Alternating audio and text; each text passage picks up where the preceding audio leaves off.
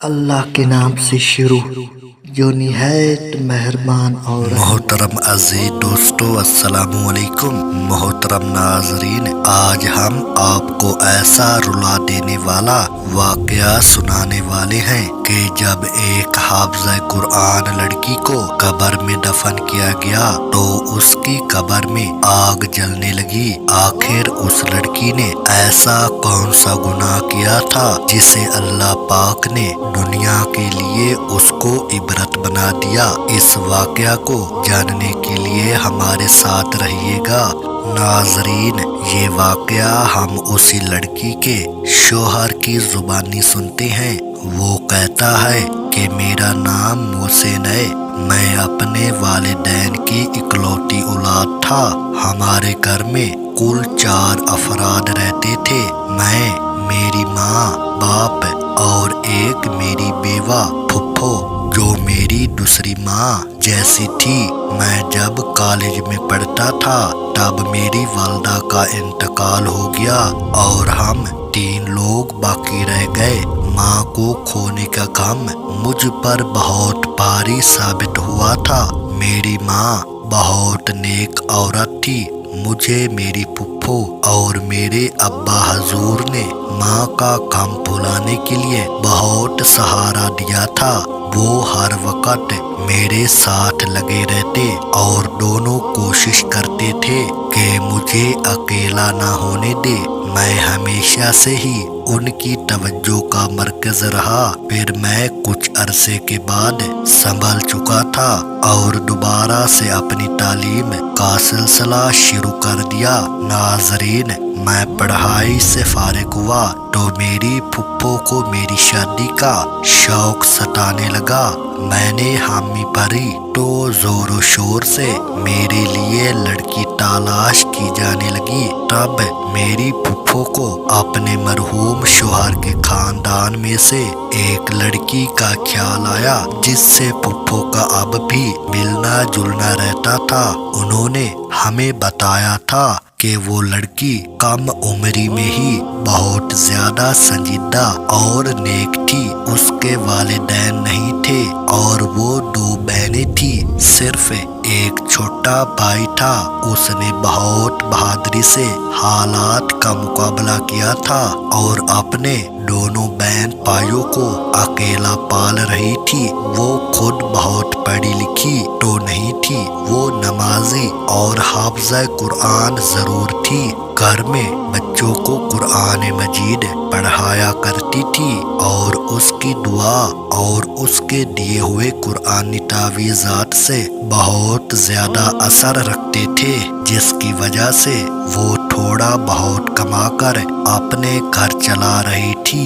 میں نے یہ سب سنا تو میں بہت زیادہ خوش ہوا۔ میں نے اسے دیکھے بنا ہی اس کے لیے حامی بھر لی اور پھپھو نے پہلی ہی فرصت میں اس کے خاندان کے گھروں سے مشورہ کر کے میرا رشتہ اس لڑکی سے طے کر دیا اور جلد شادی بھی طے کر دی۔ میرا رشتہ طے ہوا تو میری بیوی نے یہ شرط رکھی کہ وہ شادی کے بعد بھی اپنی بہن کی شادی ہونے تک، بھائی کی تعلیم پوری ہونے تک ان دونوں کی مالی امداد کرتی رہے گی۔ مجھے اس بات سے کوئی اعتراض نہیں تھا، بلکہ میں نے سوچ لیا تھا کہ اگر مجھ سے بھی کوئی مدد ہو سکی تو میں ضرور کیا کروں گا۔ رشتہ طے ہونے کے بعد ہماری شادی کر دی گئی۔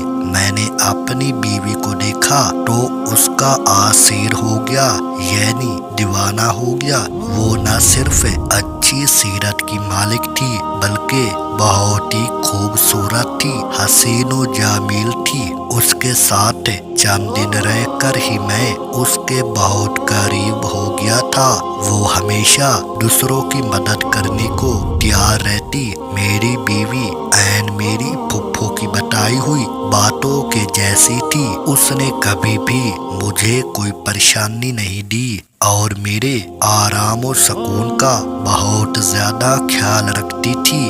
ہمارے گھر میں خوشحالی اور سکون تھا۔ बस सिर्फ औलाद की कमी थी। वो मुझे महसूस तो बहुत ज्यादा होती थी, मगर अपनी बीवी के सब्र से मुझे बहुत सहारा मिला हुआ था। हमारी शादी के तीसरे ही साल मेरे अब्बा वफात पा गए। अपने अब्बा की वफात और अपनी बे औलादी ने मुझे कुछ ज्यादा ही बेसकून कर दिया था। मेरे अंदर सब्र और शुक्र खत्म होने लगा। ऐसे में मेरी बीवी थी जो मुझे हर वक्त अल्लाह की मेहरबानी और नेमतें याद दिलाया करती थी। वो मुझे सब्र की तलकीन करती रहती थी।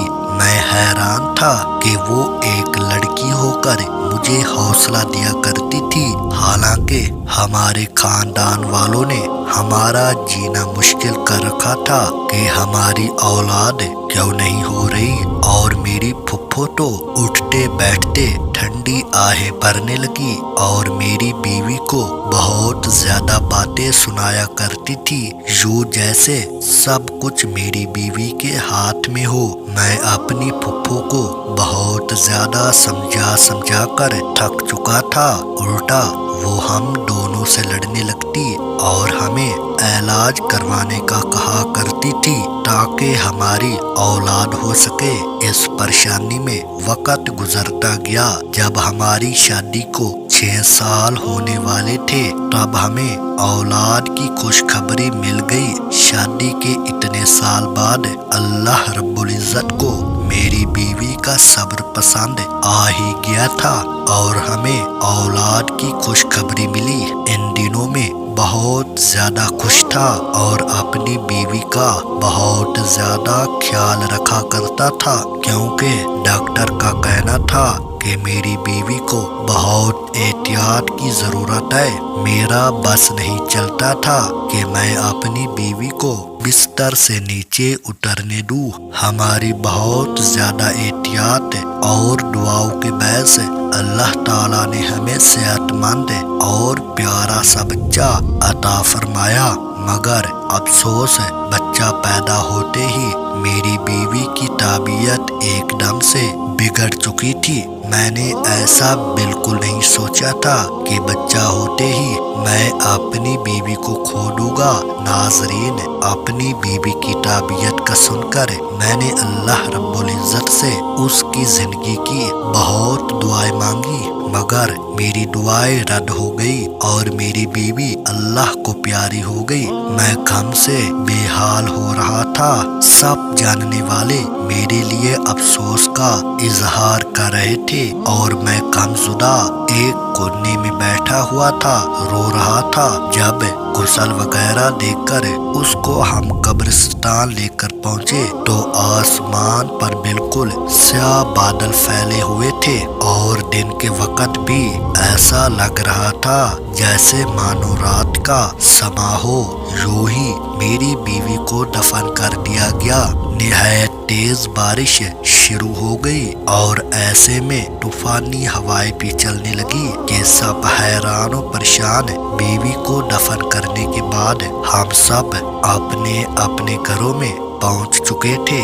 ऐसा लग रहा था कि जैसे मौसम भी मेरे साथ मेरी बीवी की मौत का गम मना रहा हो। रात देर तक तेज तूफानी आंधियां चलती रही। मेरा बच्चा हर वक्त मेरी बीवी के घर वालों ने ही संभाला हुआ था और वो लोग भी मेरे घर में रह रहे थे, इसलिए मैं भी बच्चे की तरफ से बेफिक्र होकर अपने कमरे में अकेला बैठा अपनी बीवी को याद करता रहता था और उसे याद करते करते मेरी आंख लग जाती। सुबह के करीब मैंने ख्वाब देखा कि मेरी बदहाल सी बीवी बहुत बुरी तरह रो रही है। अपनी बीवी को इतनी बुरी तरह रोता देखकर मैं तड़प उठा और ऐन उसी वक्त मेरी आंख खुल गई। बहर तो तूफानी बारिश और हवाएं थम चुकी थी। आसमान साफ हो चुका था। अब मुझे ख्वाब परेशान कर रहा था। मैंने हमेशा अपनी बीवी को हंसते मुस्कुराते हुए देखा था। उसका इस हाल में रोना और इस तरह उसका रोना مجھے بہت زیادہ پریشان کر رہا تھا۔ اس طرح خواب میں رونا مجھے بہت گھبراہٹ میں مبتلا کر رہا تھا۔ میں نے گھڑی پر وقت دیکھا تو فجر کا وقت تھا۔ میں نے اٹھ کر فجر کی نماز ادا کی، اپنی بیوی کی مغفرت کی دعا کرنے لگا۔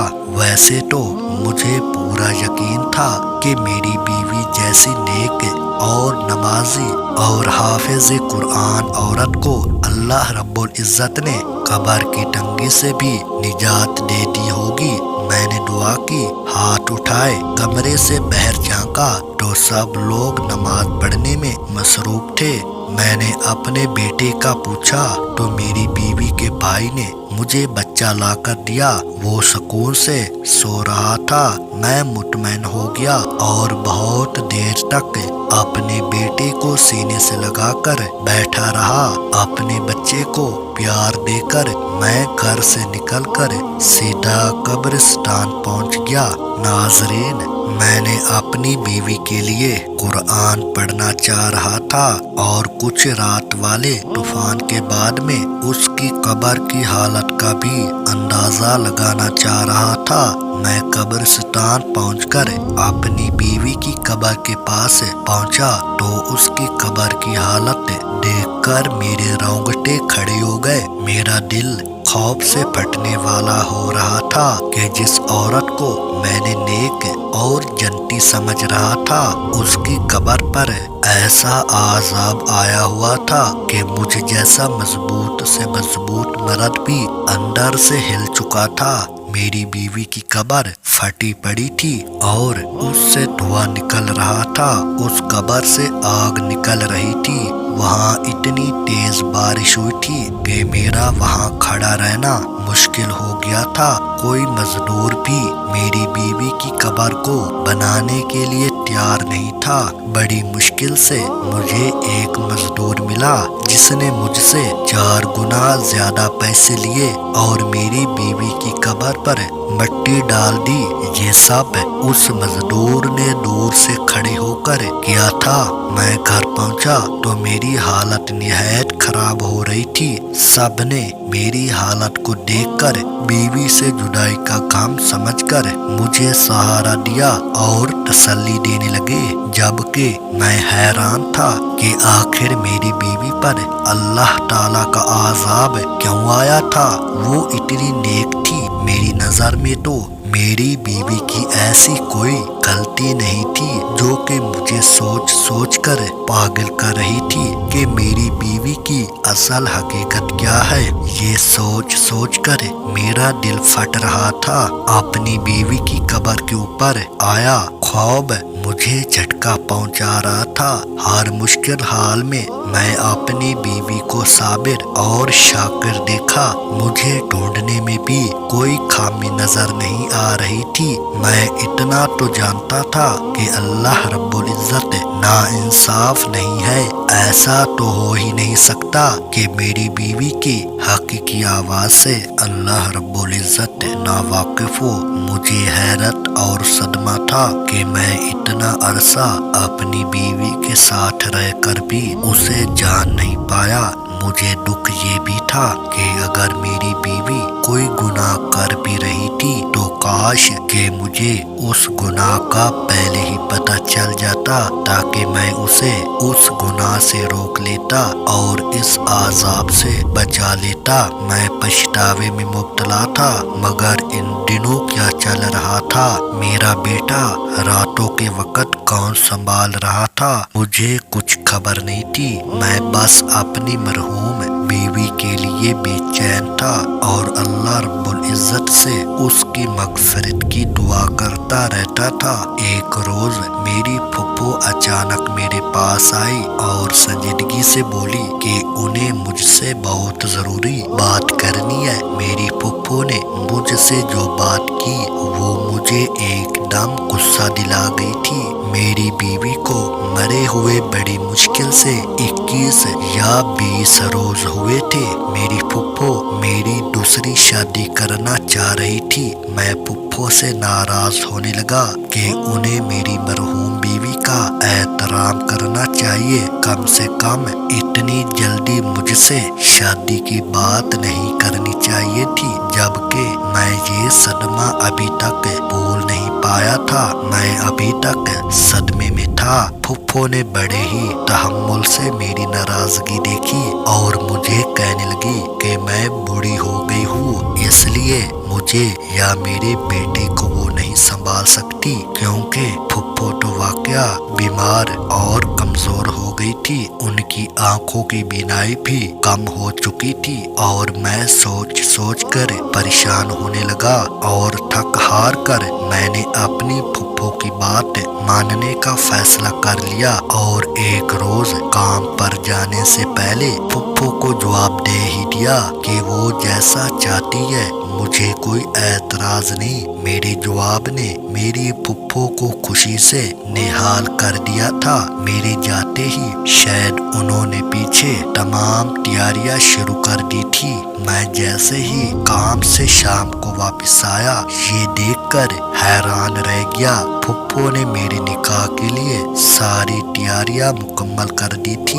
मैं तो वैसे भी इस बात के लिए खुद को राजी कर चुका था। मैं खामोशी से निकाह खान के सामने बैठ गया। फुफ्फो ने मेरा निकाह मेरी मरहूम बीवी की बहन से करवा दिया था। इस निकाह के बाद मैं बहुत ज्यादा उदास था, अपने कमरे में बंद हो गया था। मुझे परेशानी थी कि न जाने मेरी ये दूसरी बीवी अपनी बड़ी बहन की तरह समझदार और खुश मिजाज है या नहीं, और ये भी न जाने वो मेरा घर कैसे संभाल पाएगी। मुझे ये नहीं लगता था कि जैसे मेरा दिल अपनी पहली बीवी से मुतमईन था, वैसे ही दूसरी बीवी से भी कभी मुतमईन हो पाएगा। मेरी वही मामलात थे। मैं सुबह सवेरे काम पर चला जाता, शाम के वक्त घर लौट आता और अपने कमरे में बंद हो जाता। मेरी दूसरी बीवी ने बड़ी ही खामोशी से मेरा हर काम संभाल लिया था। मेरा कमरा भी अब बिल्कुल साफ सुथरा रहने लगा था। ना चाहते हुए भी मेरे दिलो दिमाग ये बात सोचने लगा। और अजीब बात ये भी थी कि मैंने आज तक कभी अपनी दूसरी बीवी को नहीं देखा था। मैं नहीं जानता था कि वो कैसी लड़की है, क्योंकि मेरी पहली शादी पर उसने मुझसे पर्दा किया हुआ था। क्योंकि मेरी बीवी दीनी मामलात की सबसे ज्यादा समझ रखती थी, इसलिए अपनी बहन का मुझसे उसने पर्दा करवाया था। और वो पर्दा आज उस लड़की से निकाह हो जाने के बाद भी कायम था। एक रोज मैं काम से जल्दी वापस आया तो अपने कमरे में अपनी दूसरी बीवी को देखकर मैं हैरान रह गया। वो तो अपनी बहन से भी ज्यादा खूबसूरत थी, मगर ऐसा नहीं था कि मैं हुस्न परस्त था और मुझे उसका हुस्न मुतवज्जा कर रहा था।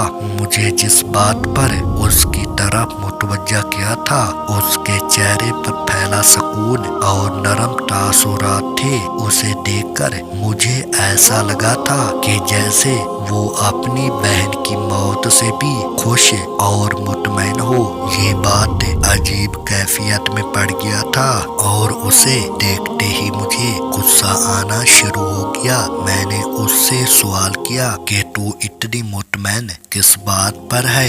मेरा सवाल यकीनन उसके लिए अजीब और गैर मुतवक्के था। वो हैरान और परेशानी से मुझे देखने लगी तो मैं मजीद बोला कि इसे अपनी बहन की मौत का अफसोस ही नहीं है। वो उसकी जगह लेकर कितनी खुश और कैसे मुतमईन नजर आ सकती है। उसकी बहन जवानी में मौत के मुंह में जा चुकी थी और उसकी आखिरत भी न जाने कैसे होने वाली थी, क्योंकि उसकी कब्र में आया आजाब मुझे याद आ रहा था और वो इस आजाब को किस तरह बर्दाश्त कर रही होगी। अस्तगफिरुल्लाह। नाजरीन, मैंने अपनी मरहूम बीवी का ये राज गुस्से में बगैर सोचे समझे उसकी बहन के सामने बोल दिया, मगर मेरी बात पर जब उसके चेहरे के तासुरात बदले तो मुझे अपनी गलती का एहसास होने लगा और मैं चुप हो गया।